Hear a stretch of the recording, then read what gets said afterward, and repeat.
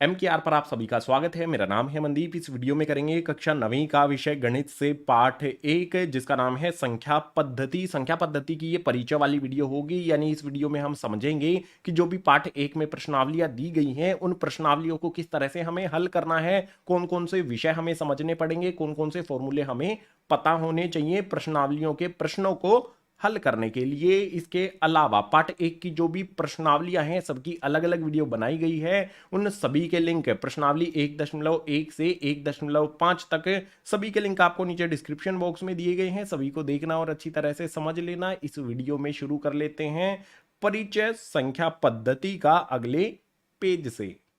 पाठ का नाम है गाइस संख्या पद्धति। तो सबसे पहले हमें संख्याओं के प्रकार के बारे में समझना पड़ेगा। कई प्रकार की संख्याएं होती हैं, कौन कौन सी हैं। सबसे पहले यहां पर हमारे सामने है प्राकृतिक संख्याएं। जो भी प्राकृतिक संख्याएं हैं वो क्या होंगी? प्राकृतिक संख्याएं 1 से शुरू होती हैं। 1 आएगा, 2 आएगा, 3 आएगा, उसके बाद 4 आएगा और इसी तरह से आगे की गिनती इसमें आती जाएंगी, अनंत तक ये चलती जाएंगी। जहां तक भी आपको पता है वो सारी की सारी प्राकृतिक संख्याएं होती हैं। इसके बाद बात करेंगे आगे यहां पर पूर्ण संख्याओं की। जो भी हमारी पूर्ण संख्याएं हैं ये शुरू होती हैं शून्य यानी कि 0 से। उसके बाद इसमें आता है 1, 2, 3, 4, 5 और ये भी अनंत तक चलती रहती हैं। तो आप देख सकते हो अगर प्राकृतिक संख्याओं के आगे हमने यहां पर शून्य लगा दिया तो वो पूर्ण संख्याएं बन जाती हैं। इसके बाद बात करेंगे पूर्णांक की। पूर्णांक हमारे दो तरह के होते हैं। एक होते हैं पॉजिटिव यानी कि जमा वाले, दूसरे होते हैं हमारे नेगेटिव यानी कि घटा वाले। अब जमा वाले कौन से होंगे और घटा वाले कौन से होंगे? पूर्णांक जमा वाले कहां से शुरू होती हैं? 1 से शुरू होते हैं। इनमें आता है 1, 2, 3, 4, 5 और इसी तरह से ये अनंत तक चलते रहेंगे जहां तक भी आपको पता है। अगर बात करें हम नेगेटिव यानी कि घटा वाले जो पूर्णांक होते हैं उनकी, तो ये घटा में होते हैं। बस जो भी हमारे ये वाली संख्याएं हैं 1, 2, 3, 4, 5 है, इनके आगे घटा का निशान लगा दो। घटा में 1, उसके बाद घटा में 2, घटा में 3, घटा में 4 है। इसी तरह से ये घटा की साइड अनंत तक चलती रहती हैं। बहुत आसानी से हमने यहां पर संख्याओं के प्रकार कुछ प्रकार समझ लिए। अब बारी आएगी यहां पर परिमेय संख्याओं की। इनको ध्यान से समझना। परिमेय संख्याएं क्या होती हैं? ऐसी संख्याएं जिनको p बटा q के रूप में व्यक्त किया जा सकता है। कोई भी हमारी ऐसी संख्या जिसको हम भिन्न, ये क्या है? p बटा q क्या है? एक भिन्न है। भिन्न के रूप में p बटा q के रूप में व्यक्त कर सकते हैं, वो सारी की सारी परिमेय संख्याएं होंगी। उदाहरण दूंगा तो आसानी से समझ पाओगे। जैसे उदाहरण के तौर पर यहां पर लिख देता हूं 5/7 है। ये हमारा भिन्न के रूप में है 5/7 है, तो ये एक परिमेय संख्या हो जाएगी। इसी तरह से 7/8 हो जाएगा, 9/11 हो जाएगा। ये सारी की सारी संख्याएं p बटा q के रूप में है, तो इनको कहेंगे हम परिमेय संख्याएं। बहुत आसान है ना। इसके बाद अगर हम बात करें यहां पर अपरिमेय संख्याओं की, तो यहां पर हमें दिया है ऐसी संख्याएं जिनको p बटा q के रूप में व्यक्त नहीं किया जा सकता। भाई परिमेय संख्याएं तो वो होती हैं जिनको p बटा q के रूप में लिखा जा सकता है, और अपरिमेय संख्याएं वो होती हैं जिनको p बटा q के रूप में व्यक्त नहीं किया जा सकता। अब ऐसी कौन सी संख्याएं हैं? बहुत सारी ऐसी संख्याएं हैं। जैसे √3 हो गया, क्या इसको p बटा q के रूप में लिखा जा सकता है? बिल्कुल नहीं लिख सकते। इसी प्रकार से हमारी जो अगली संख्या है √2, √5, √7, ये जो भी संख्याएं मैंने आपके सामने लिखी हैं इनको p बटा q के रूप में नहीं लिखा जा सकता है। ये उदाहरण है अपरिमेय संख्याओं के। इसके बाद बारी आती है आखिरी में वास्तविक संख्याएं। क्या होती हैं वास्तविक संख्याएं? इनमें दो परिमेय तथा अपरिमेय संख्याएं शामिल होती हैं। अगर हम परिमेय संख्या और अपरिमेय संख्या इनको इकट्ठा कर दें, इकट्ठा करने पर क्या हो जाएंगी? ये वास्तविक संख्याएं बन जाएंगी। ठीक है, यानी ये कह सकते हैं कि वास्तविक संख्याओं में परिमेय और अपरिमेय ये दोनों तरह की संख्याएं शामिल होती हैं। बहुत आसानी से हमने यहां पर संख्या पद्धति में जो भी संख्याओं के प्रकार हमें समझने हैं वो हमने यहां पर डिटेल में समझे। अब अगर बात करें जो हमारी परिमेय संख्याएं हैं इनसे किस तरह का प्रश्न आता है हमारी किताब में या फिर जो आपके एग्जाम होंगे वहां पर, उसको समझने के लिए चलते हैं अगले पेज पर। यहां पर है परिमेय संख्याएं क्या होती हैं जिनको p बटा q के रूप में व्यक्त किया जा सकता है। इनसे प्रश्न कैसा आएगा आपकी किताब में, तो यहां पर उसका एक उदाहरण ले लेते हैं। उदाहरण से समझेंगे उसको किस प्रकार से हल करना है। यहां पर दिया है 2/5 और 3/5 के बीच 5 परिमेय संख्याएं ज्ञात कीजिए। जो भी हमारी ये 2 परिमेय संख्याएं दी गई हैं हमें भिन्न के रूप में, इनके बीच 5 परिमेय संख्याएं हमें ज्ञात करनी है। तो बहुत आसान तरीके से बताऊं क्या करना है। जो भी हमारी संख्या है 2/5 इसको लिख लो। ये मैंने 2/5 लिख लिया। और एक साइड में हमारी दूसरी संख्या 3/5 है, इसको लिख लो। यहां पर मैंने 3/5 को लिख लिया। अब दोनों के आगे गुना का निशान लगा दो। जितनी भी संख्याएं हमें इनके बीच में ज्ञात करनी है, सबसे पहला प्रश्न आपके लिए यह रहेगा कि कोई भी हमारी 2 संख्याएं हैं, जैसे 2/5 और 3/5, इनके बीच में कितनी परिमेय संख्याएं होती हैं। मैं कहूंगा अनंत, अनगिनत संख्याएं होती हैं इनके बीच में। तो हमें तो सिर्फ 5 निकालनी है, अनगिनत होती हैं, इसका उत्तर ये होगा। ठीक है, इन दोनों के बीच में अनगिनत परिमेय संख्याएं होंगी, हमें उनमें से 5 ज्ञात करनी है। कैसे करेंगे। जितनी भी संख्याएं हमें ज्ञात करनी है, 5 ज्ञात करनी है। 5 से अगली संख्या क्या होती है, 6 होती है। जितनी भी हमें ज्ञात करनी हो उससे अगली वाली संख्या हमें अगली वाली संख्या लेंगे और दोनों संख्याओं में हम ऊपर और नीचे गुना कर देंगे। 5 से बड़ा 6 होता है, हमने यहां पर ऊपर और नीचे दोनों संख्याओं में गुना कर दिया। इनको हल करेंगे, दोनों को हमें हल करना है। तो यहां पर 2 को 6 से गुना करेंगे, ये हो जाएगा हमारा 12। नीचे यहां पर 5 को 6 से गुना करेंगे तो ये हो जाएगा हमारा 30। बिल्कुल इसी प्रकार से यहां पर 3 को 6 से गुना करेंगे, ये हो जाएगा हमारा 18। उसके बाद यहां पर 5 को 6 से गुना करेंगे तो ये हो जाएगा हमारा 30 है। अब क्या करना होगा हमें, जो भी हमारी ये 2 संख्याएं हैं इनके बीच में क्या संख्याएं आएंगी वो लिख देनी है। देखो 12/30 है और 18/30 है, इनके बीच वाली संख्याएं लिखनी है। 12/30 के बाद क्या आएगा, 13/30 आ जाएगा। उसके बाद 14/30 आ जाएगा। उसके बाद 15/30 आ जाएगा। उसके बाद यहां पर हमारा 16/30 आ जाएगा। उसके बाद आ जाएगा 17/30। कितनी संख्याएं हमने यहां पर ज्ञात कर ली, 1 2 3 4 5। जो भी हमारे 2/5 और 3/5 हैं इनके बीच में ये वाली 5 परिमेय संख्याएं आएंगी।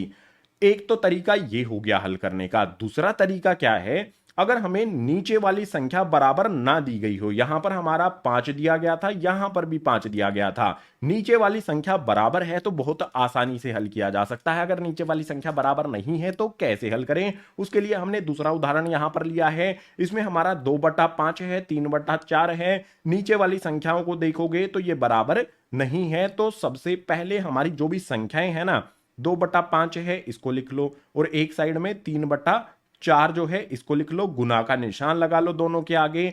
अब क्या करें भाई, हमें 5 परिमेय संख्याएं निकालनी है, लेकिन सबसे पहले हमें नीचे वाली जो संख्या होती है उसको बराबर भी करना होता है। बराबर करने के लिए क्या करें, जो भी इसके नीचे वाली संख्या है 4, ऊपर नीचे यहां पर गुना कर दो। ठीक है, 4/4 से मैं इसको गुना कर देता हूं। और जो यहां पर नीचे वाली संख्या है 5, इसमें मैं ऊपर और नीचे गुना कर देता हूं। यहां पर 5/5 से गुना कर देता हूं। इनको हल कर लो। यहां पर 2 को 4 से गुना करेंगे तो ये हो जाएगा हमारा 8 है। नीचे 5 को 4 से गुना करेंगे तो यहां पर हमें मिलकर मिलेगा 5 चौके 20। बिल्कुल इसी प्रकार से 3 को यहां पर 5 से गुना करूंगा तो ये हो जाएगा मेरा 15। और यहां पर 4 को 5 से गुना करूंगा तो ये हो जाएगा 20। जो भी यहां पर हमारी 2 संख्याएं मिली हैं हमें, 8/20 और 15/20।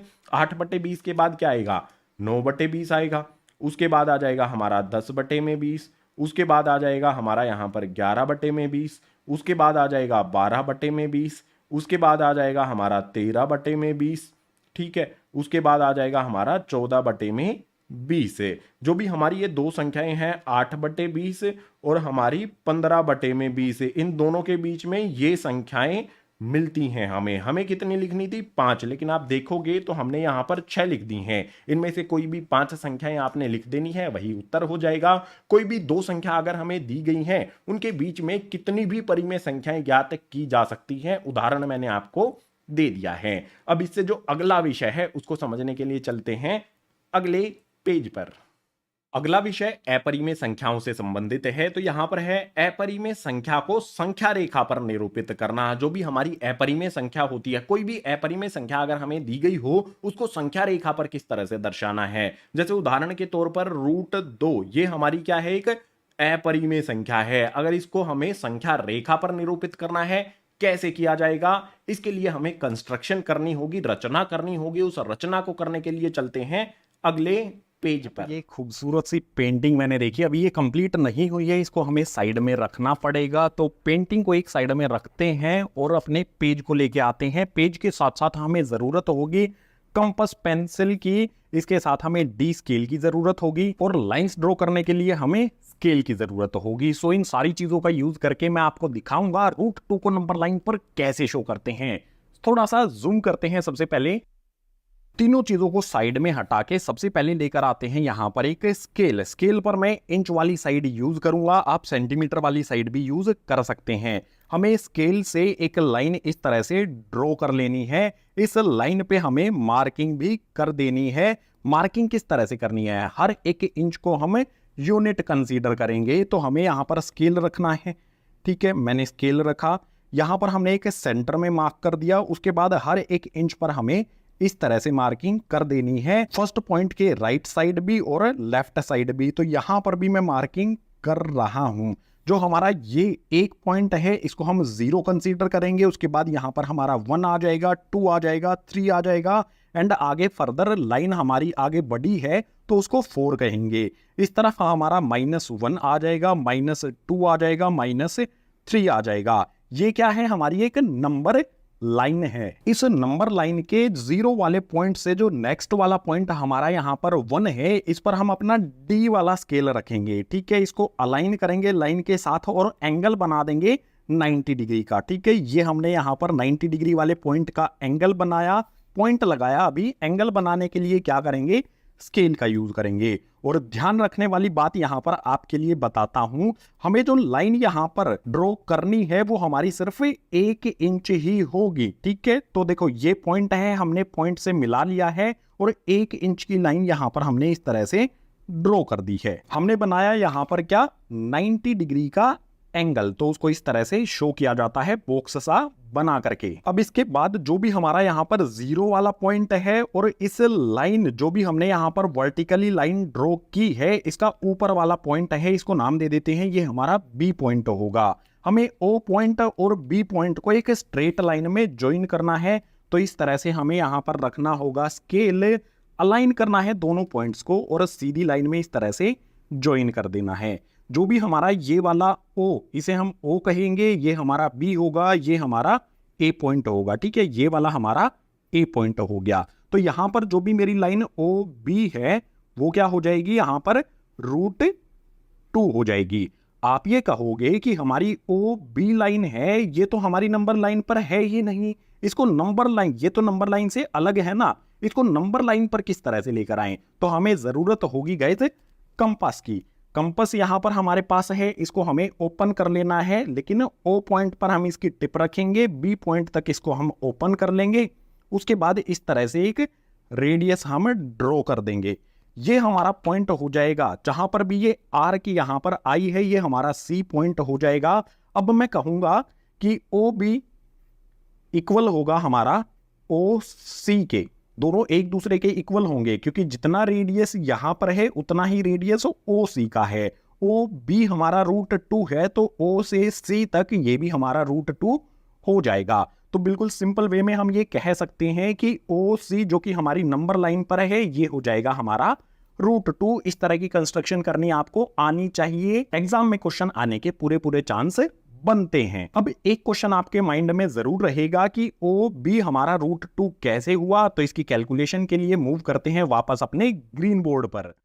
जो भी हमारी संख्या रेखा थी उस पर हमने √2 को निरूपित कर दिया है, एक अपरिमेय संख्या को निरूपित कर दिया है। अब आपके दिमाग में एक सवाल जरूर आएगा कि भैया ये √2 कैसे हुआ, ओ बी √2 कैसे हुई। तो इसको समझने के लिए पाइथागोरस परिमेय का इस्तेमाल किया जाता है। तो यहां पर हम लिखेंगे, ये होता है पाइथागोरस परिमेय, जिसमें होता है कर्ण की पावर 2 बराबर में आधार की पावर 2 जमा में लंब की पावर 2। यहां पर कर्ण क्या होता है, जो हमारी ये तिर्यक रेखा होती है इसे कहा जाता है कर्ण, ठीक है। तो यहां पर हम कर्ण का वर्ग ऐसा का ऐसा रखेंगे। हमें नहीं पता है कि कर्ण का मान क्या है, ये मान लेते हैं। तो कर्ण हमारा यहां पर, कर्ण हमारा क्या है ये लिख लेते हैं, ठीक है। कर्ण हमारा क्या है, यहां पर ओ बी है। ओ बी √2 कैसे आया, तो यहां पर आ जाएगा हमारा ओ बी, इसका हमने वर्ग कर दिया, बराबर का निशान लगा करके। जो भी आधार है इस त्रिभुज का, आधार को हमें देखना है। आधार हमने कितना लिया था, 1 लिया था, तो आधार के स्थान पर हम 1 रखेंगे। आधार का वर्ग है तो इसका भी वर्ग कर देंगे, जमा का निशान लगा करके लंब, जो भी इस त्रिभुज का लंब है वो हमने कितना लिया था, 90 डिग्री का कोण बनाया था, तो ये हमारा 1 था। ठीक है, तो यहां पर आ जाएगा लंब के स्थान पर 1 और इसका भी हम वर्ग कर देंगे। अब इसको हल कर लेंगे, OB का वर्ग यहां पर हो जाएगा बराबर में 1 की पावर 2 करेंगे, 1 को 1 से गुना करने पर हमें 1 ही प्राप्त होता है। उसके बाद जमा का निशान लगा करके यहां पर भी 1 की पावर 2 है, 1 को 1 से गुना करो, 1 ही हमें मिलेगा। इसके बाद यहां पर हमारा OB इसकी पावर 2 ऐसा का ऐसा रहेगा, बराबर का निशान लगा लेंगे, 1 जमा में 1 ये हो जाएगा हमारा 2। हमें क्या चाहिए, हमें OB चाहिए, लेकिन OB की पावर 2 यहां पर है, पावर 2 को हटा देंगे। पावर 2 को कैसे हटाएंगे, सबसे आसान तरीका होता है किसी भी पावर को हटाने का, रूट लगा दो। इस तरह से हमने रूट लगा दिया, तो हमें इस तरफ भी रूट लगाना पड़ेगा। अगर हम रूट लगाते हैं अपनी तरफ से तो दोनों साइड में लगा सकते हैं।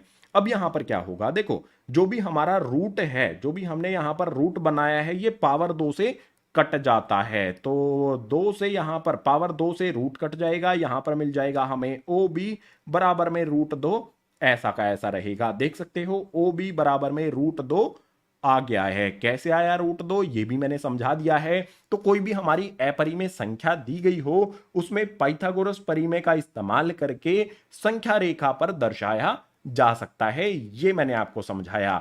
अभी हमारे कुछ विषय और बचे हैं, उनको भी समझना है इसी पाठ के परिचय में, तो उसके लिए चलेंगे अगले पेज पर।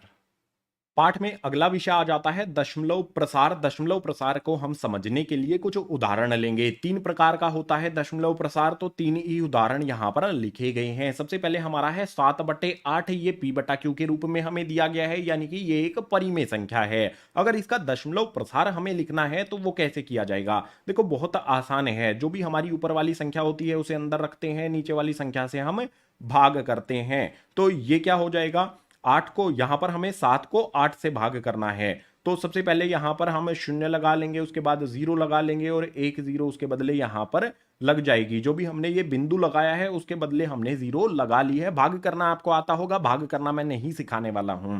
यहां पर मुझे सिखाना है कि पहले प्रकार का जो दशमलव प्रसार है उसको किस तरह से, वो किस तरह का दिखाई देता है। अब यहां पर 8 को 8 से गुणा करेंगे तो यहां पर आ जाएगा हमारा 64, उसके बाद घटाएंगे तो 6 आ जाएगा, इसके पीछे अपनी तरफ से 0 लगा लेंगे। 8 को 7 से गुणा करेंगे तो ये हो जाएगा हमारा 56, यहां पर आ जाएगा हमारा 4, 0 लगा लेंगे। 8 को 5 से गुणा करने पर ये आ जाएगा हमारा 40, घटाने पर हमारा 0 आ जाएगा, कुछ भी नहीं बचेगा।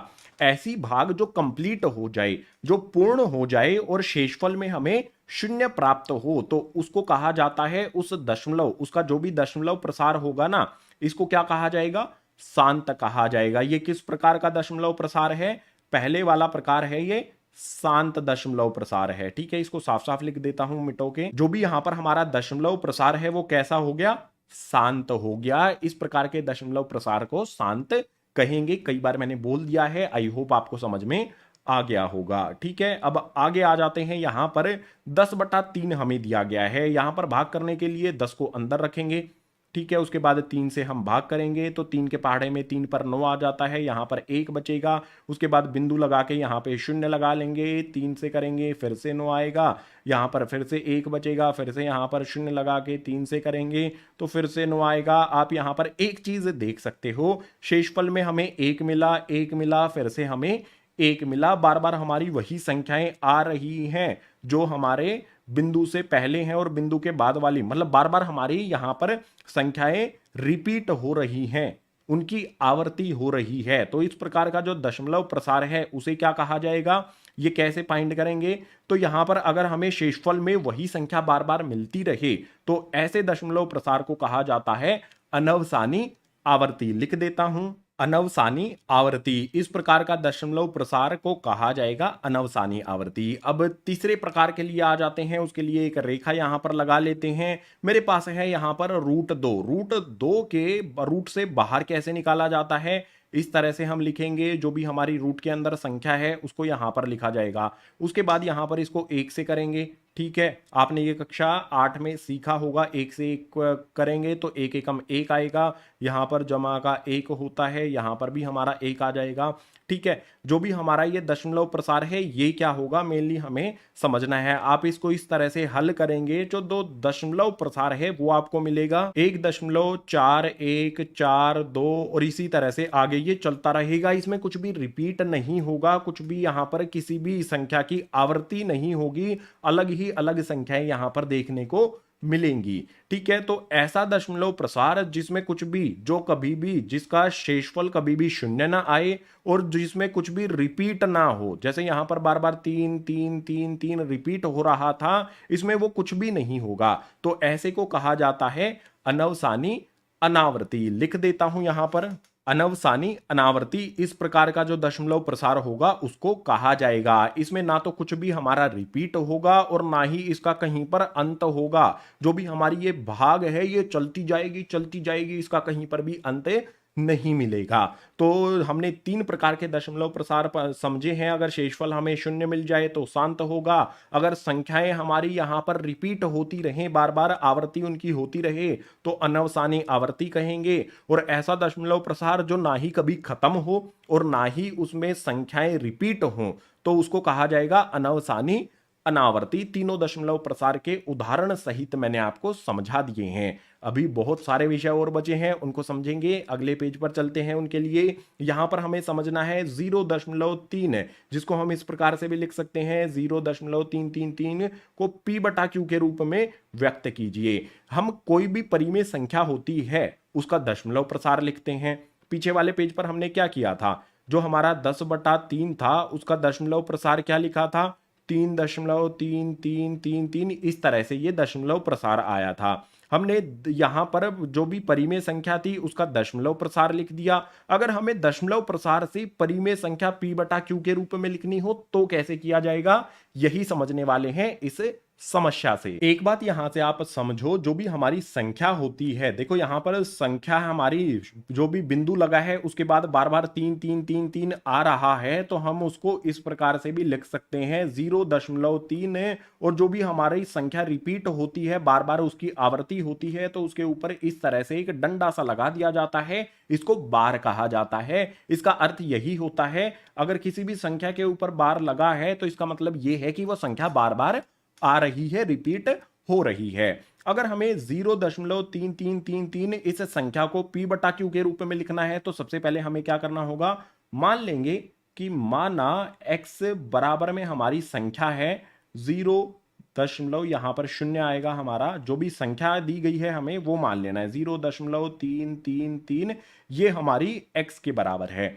अब एक बात का आपके ध्यान रखना है, हम क्या करेंगे, अगर एक संख्या पे बार लगा हो तो 10 से गुना करेंगे, 2 संख्याओं पर बार लगा हो तो 100 से गुना करेंगे, अगर 3 संख्याओं पर बार लगा हो तो 1000 से गुना किया जाएगा। यहां पर देखो कितनी संख्या यहां पर बार बार रिपीट हो रही है, अकेला 3 है जो बार बार रिपीट हो रहा है, तो हम किससे गुना करेंगे, अकेली संख्या 3 रिपीट हो रही है तो 1 से, 1 यहां पर संख्या पर बार लगाया जा सकता है और 10 से गुना करेंगे। यह हमारा होगा समीकरण नंबर 1। समीकरण नंबर 1 को 10 से गुना करेंगे, x को 10 से गुना करेंगे तो ये हो जाएगा हमारा 10x, बराबर का निशान लगा लेंगे 0.3333, इसको हम 10 से गुना करेंगे तो जो दशमलव हमारा है वो यहां पर चला जाएगा, 3 के पीछे चला जाएगा, हमें संख्या मिलेगी 3.333 और ये इसी तरह से आगे चलती जाएंगी। ये हो जाएगा हमारा समीकरण नंबर 2। अब क्या करेंगे, दूसरे समीकरण में से पहले समीकरण को घटा दो, उसके लिए लिखता हूं दूसरे में से पहले को घटाएंगे। दूसरे में से पहले को घटाना है तो दूसरा समीकरण हमें पहले लिखना पड़ेगा, जो हमारा यहां पर है 10x बराबर में हो जाएगा हमारा 3.33, इस तरह से ये आगे चलता रहेगा। इसी के नीचे जो हमारा पहला वाला समीकरण है वो यहां पर लिखा जाएगा। पहला समीकरण हमारा है x बराबर में 0.33, इस तरह से ये आगे चलता रहेगा। एक रेखा लगा लेंगे, घटा का निशान यहां पर लगा लेंगे। ऊपर हमारा 10x है, नीचे x है, 10x है एक x को उसमें से निकाल देना है, तो हमारे पास बच जाएगा यहां पर 9x। इसके बाद जो भी हमारे इधर वाली संख्याएं हैं, देखो दशमलव के बाद 3 3 3, यहां पर भी दशमलव के बाद 3 3 3, बिल्कुल संख्याएं एक जैसी हैं, तो घटाने पर कुछ भी नहीं बचेगा। उसके बाद इस तरफ हमारा 3 है, 3 में से 0 को घटाएंगे तो हमारा 3 ही रहेगा, यानी कि x का मान क्या होगा हमारा, x बराबर में हमारा 3 आ जाएगा। और जो भी यहां पर 9 गुना में है, इसको दूसरी तरफ भेज देंगे तो ये हो जाएगा हमारा भाग में। ऊपर हमारा 3 है, नीचे हमारा 9 है, 3 के पहाड़े में दोनों संख्याएं आती हैं तो काट दो ना इनको, 3 एकम 3, 3 दिया 9, यानी कि x का मान क्या हो जाएगा हमारा 1/3। हमने x क्या माना था, x हमारी ये संख्या है 0.33 और x हमें क्या मिल गया 1/3, यानी कि अगर हम संख्या 0.333 इसको p बटा q के रूप में लिखते हैं तो ये हमें मिलती है 1/3। ये है दशमलव प्रसार के रूप में, ये है परिमेय संख्या के रूप में। इस तरह का प्रश्न आपके एग्जाम होंगे फाइनल वाले, उसमें जरूर देखने को मिलेगा। किताब में भी कई क्वेश्चन दिए गए हैं, उनकी आपने प्रैक्टिस भी कर लेनी है। अब इससे अगला जो विषय आता है उसके लिए चलेंगे अगले पेज पर। पाठ में जो अगला विषय आता है वो बहुत इंटरेस्टिंग है। इसमें हमें क्या करना है, जो भी वास्तविक संख्याएं हमारी दी होंगी उन पर संक्रियाएं, यानी कि वास्तविक संख्याओं को किस तरह से जोड़ा जाएगा, किस तरह से जमा किया जाएगा, घटाया जाएगा, गुणा किया जाएगा और भाग किया जाएगा। ये लय इसमें गलत लिख दिया गया है, इसको काट देते हैं। वास्तविक संख्याओं पर जो भी हमारी ये संक्रियाएं हैं इनको किस तरह से अप्लाई किया जाता है ये इस वाले पेज पर समझना है। तो बहुत आसान तरीके से सबसे पहले समझ लेते हैं जमा कैसे करना है और घटा कैसे करना है। तो उसके लिए एक उदाहरण यहां पर लिखा गया है, इसमें है ऐड। ऐड का मतलब होता है जमा करना। हमें जमा करना है इन दोनों संख्याओं को, कौन कौन सी, 2√2 जमा में 5√3 और √2 घटा में √3 को हमें जमा करना है, दोनों संख्याओं को करना है। तो यहां पर हम पहली हमारी संख्या 2√2, उसके बाद जमा में 5√3 को लिख लिया। पहली वाली संख्या हमने यहां पर ऐसी की ऐसी लिख ली। जमा करना है तो जमा का निशान लगा लेते हैं। उसके बाद जो दूसरी संख्या है इसको यहां पर लिख देते हैं, ये हमारी है √2, उसके बाद घटा में 3√3। अब यहां पर ध्यान आपको क्या रखना है उस चीज को समझो। देखो जिसके साथ √2 है वो √2 वाली संख्या में ही जुड़ सकता है या फिर घट सकता है। हमें देखना है बीच के निशान को। कहने का मतलब ये है, अगर √2 दिया गया है तो हमें ऐसी संख्या देखनी है जिसमें √2 हो तो ही जोड़ा जा सकता है या फिर घटाया जा सकता है, ये नियम होता है। बिल्कुल इसी प्रकार से यहां पर √3 है तो इस संख्या को √3 वाली संख्या में ही जोड़ा जा सकता है या फिर घटाया जा सकता है। जैसे यहां पर भी √3 है तो इनमें हम जोड़ सकते हैं या फिर घटा सकते हैं, बीच में जो भी निशान होगा उसके अनुसार। तो √2 और √2, हमारे पास 2√2 तो यहां पर है, इसमें 1√2 ये वाला जुड़ जाएगा तो इसे हो जाएगा हमारा 3√2। उसके बाद जमा का निशान लगा लेंगे। जो हमारी ये संख्याएं थी ना, दोनों जमा की थी तो हमने इनको जोड़कर 3√2 कर दिया। इसके बाद 5√3 है हमारा, यहां पर है घटा का 3√3। हमारे पास 5√3 है, उसमें से 3 घट जाएंगे क्योंकि यहां पर घटा का निशान लगा है तो घट जाएंगे। तो कितने बचेंगे, 5 में से 3√3 चले गए तो हमारे पास बचेंगे यहां पर 2√3। समझ में आ गया कैसे करना है। हमें बस ये ध्यान रखना है कि √2 वाले को √2 में ही जोड़ा जा सकता है या फिर घटाया जा सकता है, √3 वाले को √3 में ही जोड़ा जा सकता है या फिर घटाया जा सकता है। इस तरह से हमें जमा फिर या घटा करना है वास्तविक संख्याओं को। अब बात करें कि गुणा और भाग कैसे करना है, उसके लिए भी समझेंगे। उसके लिए हम एक उदाहरण यहां पर लिख लेते हैं। मैं लिखता हूं यहां पर 6√5, गुना का निशान लगा करके लिख देता हूं यहां पर 2√5। ये एक उदाहरण ले लेते हैं, पहले गुना का उदाहरण हम ले लेते हैं, ठीक है। बीच में गुना का निशान लगा दिया हमने। गुना कैसे करेंगे, सबसे पहले रूट के बाहर जो हमारी संख्याएं हैं उनको एक दूसरे से गुना किया जाएगा। 6 को यहां पर 2 से गुना करेंगे तो ये हो जाएगा हमारा 12। उसके बाद एक बड़ा सा रूट लगा देना है। जो हमारी रूट वाली संख्याएं हैं, यहां पर √5 है, यहां पर भी √5 है, इनको एक ही रूट के अंदर लिख देना है गुना करते समय। यहां पर आ जाएगा हमारा 5 गुना में 5। अब इनको हल करने का तरीका बताता हूं। अगर हमें कोई भी संख्या रूट के अंदर जोड़ा दिया गया हो, जैसे 2 गुना में 2 दिया है तो इनमें से 1 2 बाहर निकल जाएगा, रूट हट जाएगा। इसी प्रकार से यहां पर हमें क्या दिया गया है, 5 गुना में 5, तो 5 का जोड़ा बन गया है। जोड़े में से संख्या बाहर निकल जाती है 1 और रूट हट जाता है। तो यहां पर जो भी 5 का जोड़ा है इसमें से एक संख्या बाहर निकल जाएगी और रूट हट जाएगा। हमारा 12 ऐसा का ऐसा रहेगा, गुना में 5 के जोड़े में से यहां पर 5 बाहर आ गया, 12 पंजे 60, इसके लिए उत्तर हमारा आ जाएगा। ये तो हमने देखा गुना कैसे करना है। अगर हमें भाग करना हो कैसे किया जाएगा, उसके लिए भी एक उदाहरण ले लेते हैं। यहां पर एक रेखा लगा लेता हूं। उदाहरण के लिए यहां पर मैं लिख लेता हूं 8 रूट 15 बटे में यहां पर लिख लेता हूं 2 रूट में 3। अब एक बात समझो, जो हमारी संख्या है उससे हम संख्या को ही काट सकते हैं। 2 से यहां पर हम 8 को काट देंगे, 2 चौके 8 होता है। उसके बाद रूट वाली संख्या से रूट वाली संख्या को भी काटा जा सकता है। अगर हम 3 के पहाड़े की बात करें, ठीक है, यहां पर हम क्या करेंगे, 3 पंजे 15 हमारा आता है, तो उत्तर क्या हो जाएगा, 4 हमारा संख्याओं को काटने पर आया। उसके बाद रूट वाली संख्याओं को काटने पर हमें कितना मिला, नीचे 3 था ऊपर 15 था, 3 पंजे 15 होता है। जो ये वाला 5 आया है रूट वाली संख्याओं को काटने पर, ये रूट के अंदर ही रहता है। जमा कैसे करना है, घटा कैसे करना है, गुना कैसे करना है, भाग कैसे करना है, वास्तविक संख्याओं पर, सारी चीजें इस वाले पेज पर उदाहरण सहित हमने समझी हैं। इनके अलावा कुछ महत्वपूर्ण बिंदु भी हैं, वो महत्वपूर्ण बिंदु आपको इस वाले पेज पर बता देता हूं। देखो, सबसे पहले अगर हमें इस प्रकार से दिया हो कि रूट के अंदर हमारा, ये सबसे पहला महत्वपूर्ण बिंदु है, रूट ए गुना में यहां पर है रूट बी, तो हम इनको किस प्रकार से लिख सकते हैं, एक ही रूट के अंदर लिख सकते हैं, ए गुना में बी। इसी प्रकार से अगर हमें दिया हो रूट ए बटे में रूट बी, तो हम इनको एक ही रूट के अंदर लिख सकते हैं, ऐसे बड़ा सा बना लो, ए बटे में बी। इस प्रकार से लिखा जा सकता है। 2 बिंदु यहां पर मैंने आपको बताए। इसके अलावा एक फॉर्मूला बता देता हूं जो बहुत जरूरी है, याद करना पड़ेगा आपको।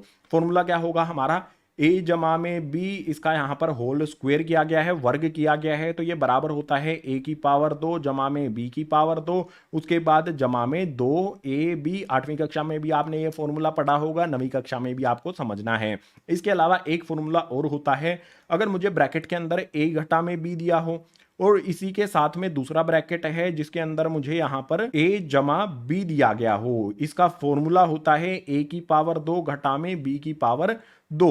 इस फॉर्मूले का इस्तेमाल करना होगा हमें संख्याओं का परिमेयकरण करने के लिए। आप कहोगे संख्याओं का परिमेयकरण क्या होता है, ये हमें समझना होगा अगले पेज पर। आप फिलहाल इन 4 जो भी बिंदु मैंने बताए हैं आपको, महत्वपूर्ण बिंदु हैं ये, इनको ध्यान में रखना। अब परिमेयकरण क्या होता है उसको समझने के लिए चलते हैं अगले पेज पर।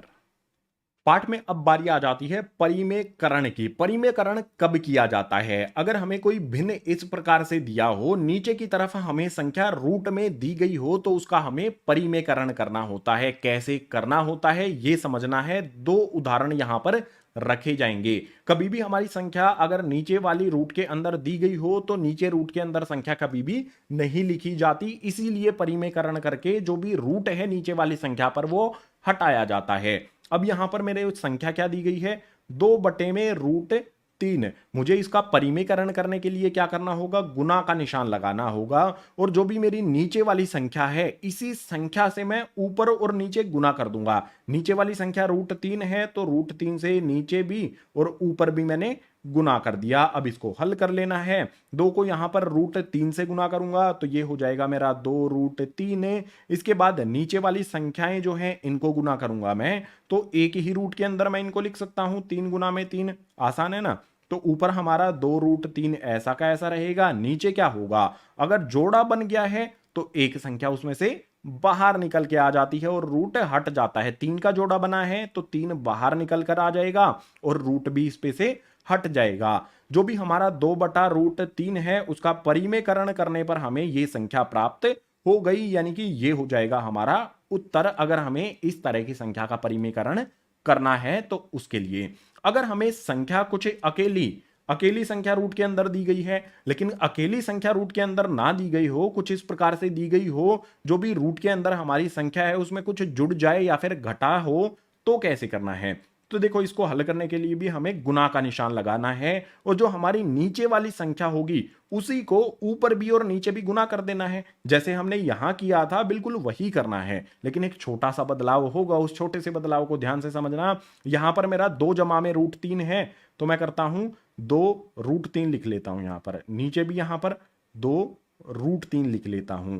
मुझे क्या करना होगा, छोटा सा बदलाव, यहां पर अगर जमा का निशान है तो मुझे घटा के निशान लगाने होंगे। जो भी निशान यहां पर होगा उस निशान को बदल देना है। जमा का होगा तो घटा का कर दो, घटा का होगा तो जमा का कर दो। यहां पर जमा का है तो मैं इन दोनों के बीच में घटा का निशान लगा दूंगा। अब इनको हल करूंगा, 2 को 2 से गुना करूंगा तो ये हो जाएगा मेरा 4 है। उसके बाद यहां पर 2 को घटा √3 से गुना करूंगा तो ये हो जाएगा घटा का 2 √3। आसान है।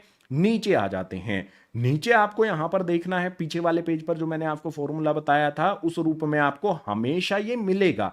देखो a जमा में भी a घटा में भी अगर मैं फॉर्मूला लिखूं तो ये हमारा a जमा में b के रूप में दिया गया है, ये हमारा a घटा में b के रूप में दिया गया है। और फॉर्मूला क्या होता है, a की पावर 2 घटा में b की पावर 2। ये वाला फॉर्मूला देखो मैंने यहां पर आपको बताया है, इसी फॉर्मूले का इस्तेमाल हम कर रहे हैं यहां पर नीचे वाली संख्याओं पर। तो सबसे पहले हमें इस रूप में दिया गया है, इस रूप में परिवर्तित करना है। a की पावर 2 करेंगे, a हमारा कितना है 2 है, तो यहां पर 2 लिखेंगे, 2 की पावर 2 कर देंगे। उसके बाद घटा का निशान लगाएंगे। अब b की पावर 2 हमें करना है। यहां पर b कितना है √3, तो √3 लिखेंगे, इसकी पावर 2 कर देंगे। और पीछे वाले पेजेस पर मैंने आपको बताया था कि जो भी हमारा 2 होता है ये रूट को काट देता है, ये रूट का दुश्मन होता है भाई। तो 2 से यहां पर पावर 2 से रूट कट जाएगा। इसके बाद हल करेंगे, 2 की पावर 2। सबसे पहले तो ऊपर वाली जो हमारी संख्या है 4 घटा में 2 √3, ये ऐसा का ऐसा आ जाएगा। बटे में जो हमारा यहां पर 2 की पावर 2 है, इसका अर्थ होगा 2 को 2 से गुना करना। 2 को 2 से गुना करने पर 4 आ जाएगा। घटा का निशान लगा लेंगे। यहां पर जो हमारा पावर 2 है उससे रूट कटने पर हमारा अकेला यहां पर 3 बचा, इसको लिख लेना है। अब इसको यहां पर क्या करेंगे, 4 घटा में 2 √3 बटे में हमारी क्या संख्या आएगी, 4 में से 3 को घटाएंगे तो 1 आएगा। और नीचे कभी भी 1 लिखना जरूरी नहीं होता है, यानी कि हमारी संख्या 2 बटे में 2 जमा में √3, इसका परिमेयकरण करने पर ये हमारा उत्तर हमें मिल गया है। ये उत्तर हो जाएगा। आई होप परिमेयकरण करना आपको आ गया होगा। परिमेयकरण करने से संबंधित आपके जो भी एग्जाम होंगे और किताब में प्रश्न दिए गए होंगे और एग्जाम में तो यहां से क्वेश्चन आएगा ही आएगा। तो परिमेयकरण डिटेल में समझ लेना है। अगर नहीं समझ में आया तो वीडियो को फिर से पीछे करो और देखो, समझो। परिमेयकरण करने के बाद पाठ का जो आखिरी विषय है उसको समझने के लिए चलते हैं अगले पेज पर। पाठ का जो आखिरी विषय है उसमें हमें जो भी वास्तविक संख्याएं हैं उनके घातांक नियम समझने हैं। तो यहीं पर वही दिए गए हैं वास्तविक संख्याओं के लिए घातांक नियम, इनको फॉर्मूले हम कह सकते हैं। उदाहरण सहित सभी को हम यहां पर समझने वाले हैं।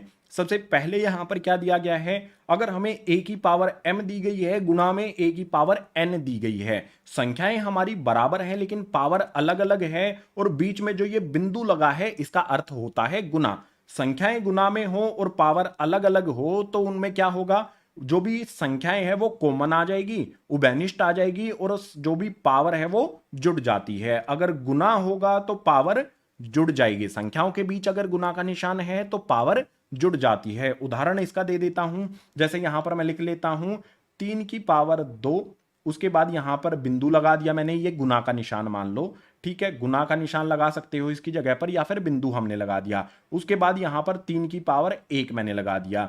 यहां पर क्या होगा, हमारी संख्या जो है वो एक बार लिखी जाएगी, तो 3 हमने लिख लिया। उसके बाद जो हमारी पावर है m और n यानी कि 2 और 1 ये जुड़ जाएंगी। यहां पर आ जाएगा मेरा 2 जमा में 1।